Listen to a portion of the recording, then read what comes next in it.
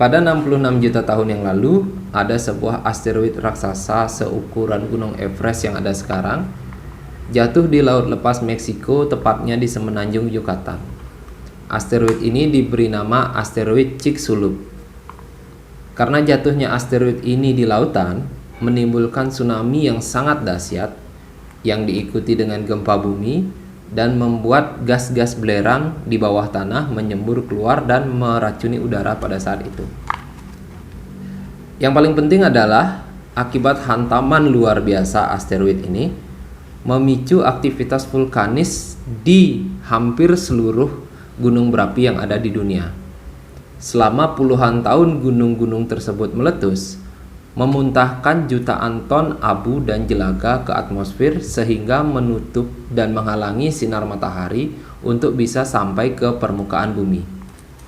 Akibatnya adalah suhu bumi menjadi dingin dan turun drastis, iklim berubah secara ekstrim dan global, ditambah udara yang pada saat itu sudah dipenuhi dengan gas belerang, dan abu-abu dan jelaga yang semula di udara turun ke bumi menjadi hujan asam sulfat yang sangat berbahaya. Oleh karena itulah dinosaurus yang hidup di permukaan dan hidup di udara tidak mampu beradaptasi dalam kondisi ekstrim ini, kemudian mati dan punah.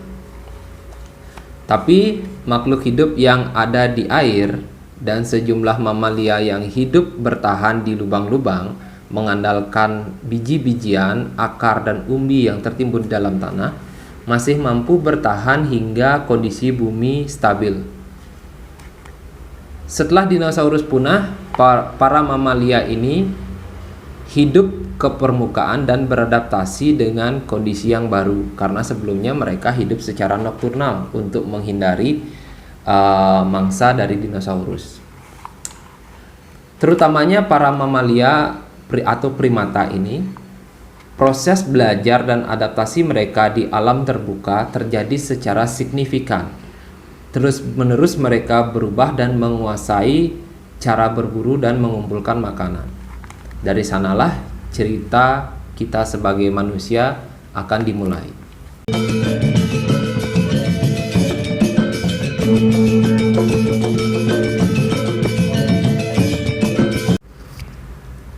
Peristiwa jatuhnya asteroid tadi merupakan satu-satunya peristiwa atau fenomena alam yang sampai memusnahkan makhluk hidup dalam skala besar. Selebihnya, sejak bumi terbentuk dan sampai layak huni seperti sekarang, sudah banyak fenomena alam yang terjadi, mulai tsunami, gunung meletus, gempa bumi, bahkan perubahan iklim secara ekstrim terjadi, namun tidak sampai memusnahkan atau membuat satu spesies makhluk hidup punah. Menurut Harari dalam bukunya berjudul Sapiens, satu-satunya penyebab yang membuat kerusakan lingkungan secara masif dan membuat kepunahan sejumlah spesies makhluk hidup adalah keberadaan Homo sapiens. Homo sapiens adalah keberadaan kita sekarang. Homo itu sendiri merupakan salah satu jenis dari keluarga primata yang menurut teori Darwin disebut sebagai hominid. Hominid adalah keluarga primata yang terdiri dari gorila, simpanse, kera, orang utan, dan manusia atau Homo itu sendiri. Perlu diluruskan dahulu pemahaman mengenai teori Darwin. Darwin sendiri tidak pernah mengatakan bahwa manusia yang ada sekarang merupakan hasil dari evolusi kera, melainkan hominid itu tadi. Di antara keluarga primata, manusia adalah di dalamnya. Manusia ya manusia, kera ya kera. Namun manusia memang berevolusi.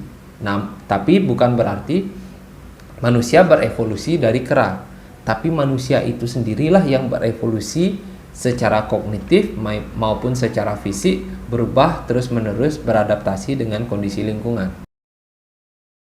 Selanjutnya adalah, apakah Homo sapiens merupakan tonggak awal keberadaan kita sekarang? Jawabannya adalah tidak. Karena menurut teori abiogenesis yang digunakan oleh Budi Setiadi Daryono PhD, yang merupakan Ketua Konsorsium Biologi Indonesia sekaligus Dekan Fakultas Biologi UGM, keberadaan semua makhluk hidup, bahkan manusia sekalipun, bermula dari satu benda mati yang namanya asam amino dan basa nitrogen. Perpaduan asam amino dan basa nitrogen di tengah lautan atau di dalam air pada kala itu tersentuh oleh sebuah fenomena yang belum dapat dijelaskan. Kemudian kedua benda tersebut berubah menjadi sesuatu yang hidup berupa molekul yang disebut molekul protobion. Molekul protobion inilah yang kemudian menjadi hewan bersel satu yang masih hidup di dalam air, kemudian berevolusi menjadi hewan bersel jamak, kemudian berlanjut terus hidup di darat, dan selanjutnya menjadi mamalia, menjadi primata, dan hadirlah kita. Jadi, apa sebenarnya tujuan dari memaparkan peristiwa-peristiwa masa lampau tersebut? Yang hendak saya sampaikan di sini adalah apa sebenarnya leluhur? Bahwa itu adalah utusan dari leluhur untuk bisa mengobati saya. Orang Bali kerap sekali dan gemar sekali membicarakan mengenai leluhur. Leluhur manakah yang kita bicarakan?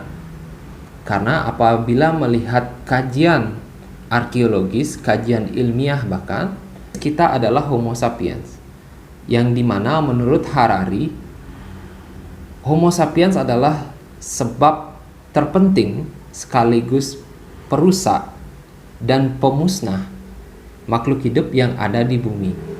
Karena kita memiliki kemampuan berimajinasi, kemampuan menuturkan cerita, kemampuan untuk menghimpun jumlah dalam skala besar, lebih dari mamalia-mamalia lainnya. Oleh karena itu kita mampu merusak sekaligus memelihara. Apakah Homo sapiens ini dapat dikatakan leluhur? Atau bahkan mundur sebelumnya sebagaimana yang dikatakan oleh Bapak Budi Setiadi.